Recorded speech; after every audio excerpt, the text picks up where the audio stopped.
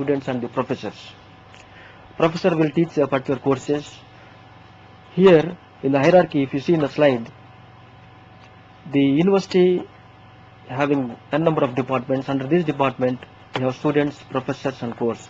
The university is called as a root. The root means it is parent root. Department is children to the university. Similarly, student and then professors are children node to the department node. So here, from university to department, there is a one-to-one relation here. And also in the model, every relation is a one-to-many relation or one-to-one relation. So the many department belongs to the university. So there are many students in each department.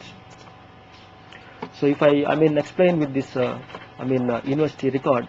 So the University of Roorkee is the university name. Under the university name, it is having a physics department and many more departments also available. The physics department is having the students and it is having 700 employees, and then each employee will teach some courses. So here the employees, students, and then the departmental details are arranged in a hierarchical fashion. So here the advantages are it is easy to understand, easy to update.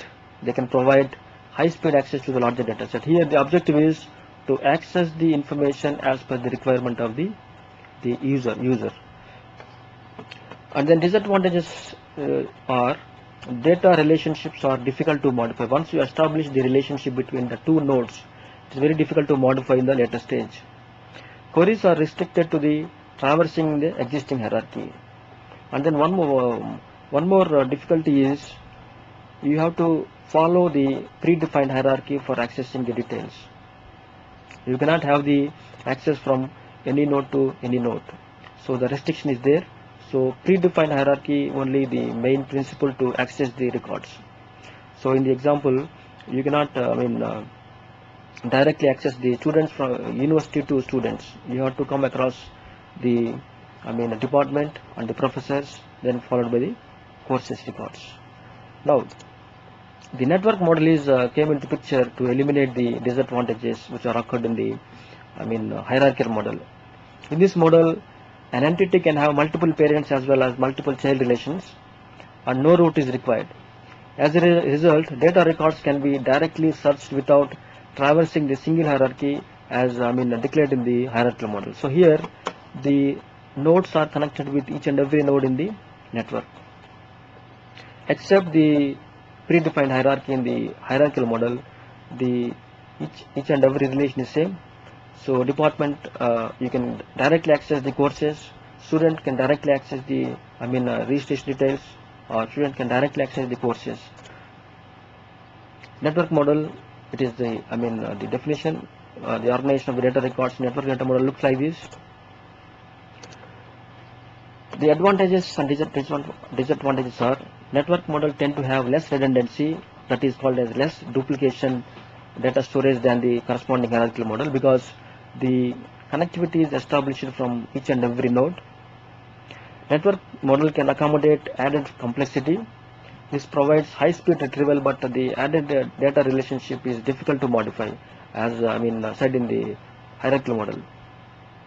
The disadvantage is that it is more complex than the hierarchical model, as it is flexible than the relational model, because you have to maintain the relationships indexes for each and every node.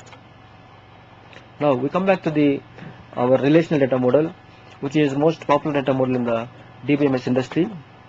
That is the reason why the GIS also uses the relational data model, because of its simplicity.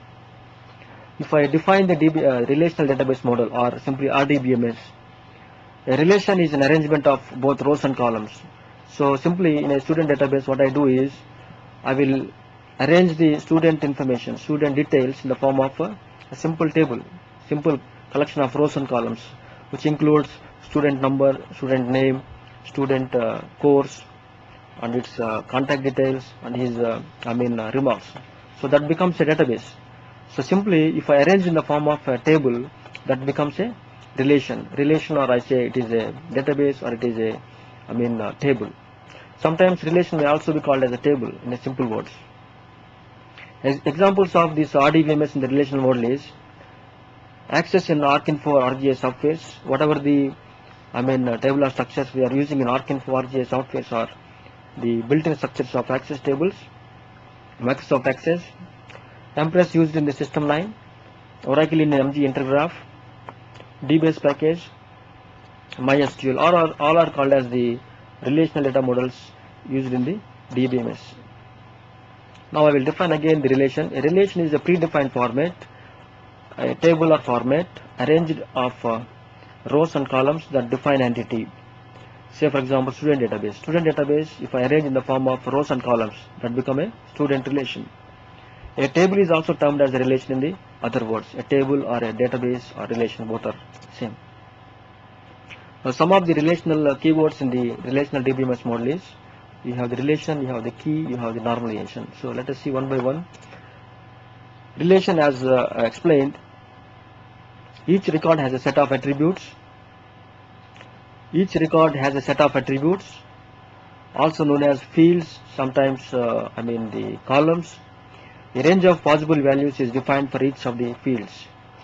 Record of each type form a table or relation.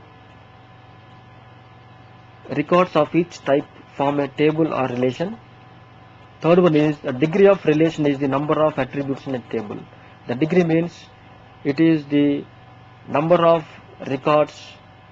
number of attributes, number of columns or number of fields of a table. Similarly, you have the order. Order means order of a table is the number of